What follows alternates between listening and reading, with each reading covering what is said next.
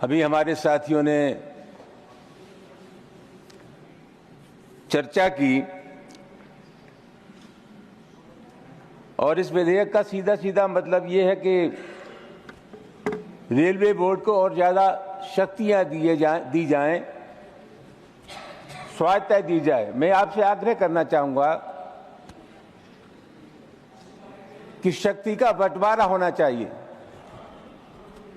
ये इतना बड़ा महकमा है, इतना बड़ा विभाग है कि अगर शक्ति एक जगह केंद्रित हो जाएगी तो निश्चित रूप से रेलवे को असुविधा होगी काम करने में।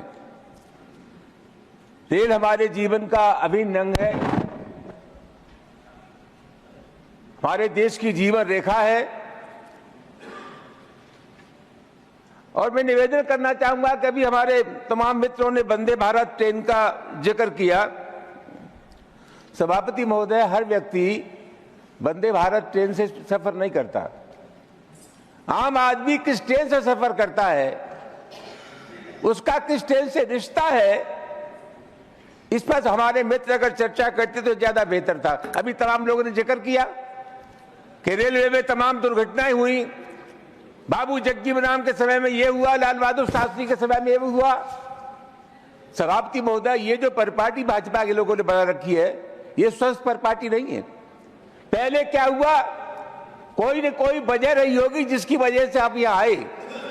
आपका काम बेहतर करना है, अच्छा करना है, पुरानी गाथाओं को गाने का नहीं है। पुराने समय पर रेल दुर्घटनाएं होती थी तो आपने 18 लोगों को दिल्ली में मार डाला, भगदड़ में। यह क्या लॉजिक है? सभापति महोदय, किसी भी कीमत पर स्वस्थ परंपरा नहीं है और ये जो परंपरा शुरू कर रखी है सरकार ने, भाजपा ने, इस पर विराम लगना चाहिए। आपने बड़ी भारी उपलब्धियों का जिक्र किया। मैं कहना चाहूंगा कि रेलवे के संचालन के लिए जब आपके पास तंत्र नहीं है, सरकारी कर्मचारी नहीं है, तो बताइए भलाई काम अच्छी तरह से कैसे हो पाएगा? सभापति महोदय, रेलवे में इस समय 12,26,000 कर्मचारी हैं और 15 लाख कर्मचारियों की और आवश्यकता, 15 लाख कर्मचारियों की आवश्यकता होती है। 3 लाख कर्मचारियों की आवश्यकता है। नई रेलगाड़ियां चल रही हैं, कर्मचारियों की आवश्यकता है। भर्ती आप कर नहीं रहे, और भर्ती अगर आप कर रहे हैं तो आउटसोर्सिंग से कर रहे हैं। सभापति महोदय, ये संविदा पर हर काम करना चाहते हैं। मैं बहुत विनम्रता के साथ आपसे कहना चाहूंगा, सरकार की नीयत ठीक नहीं है। सरकार रेलवे को बेचना चाहती है निजी हाथों में। ये निश्चित रूप से एक निंदनीय प्रयास है।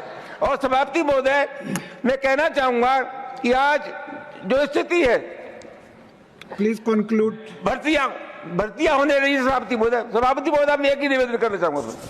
सभापति महोदय, कोरोना काल में जिन रेलगाड़ियों का ठहराव था वो बंद हो गया। आपने नए सिरे से हम ठहराव शुरू नहीं किए। पत्रकारों को जो सुविधाएं मिलती थी आपने खत्म कर दी। सीनियर सिटीजन को जो सुविधाएं मिलती थी आपने खत्म कर दी। और सभापति महोदय, सबसे महत्वपूर्ण बात है कि रेलवे का कोई कर्मचारी जब मर जाता था तो उसके मृतकाश्रित को फौरन नौकरी मिलनी चाहिए।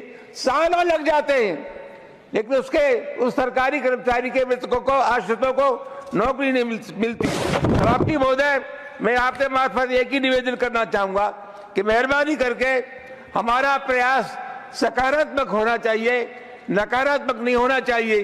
रेलवे अगर बेहतर काम करेगी तो लोगों को दिखाई देगा। ये आंकड़ों में उलझाना चाहते हैं। तमाम जगह एक्सीडेंट हुए।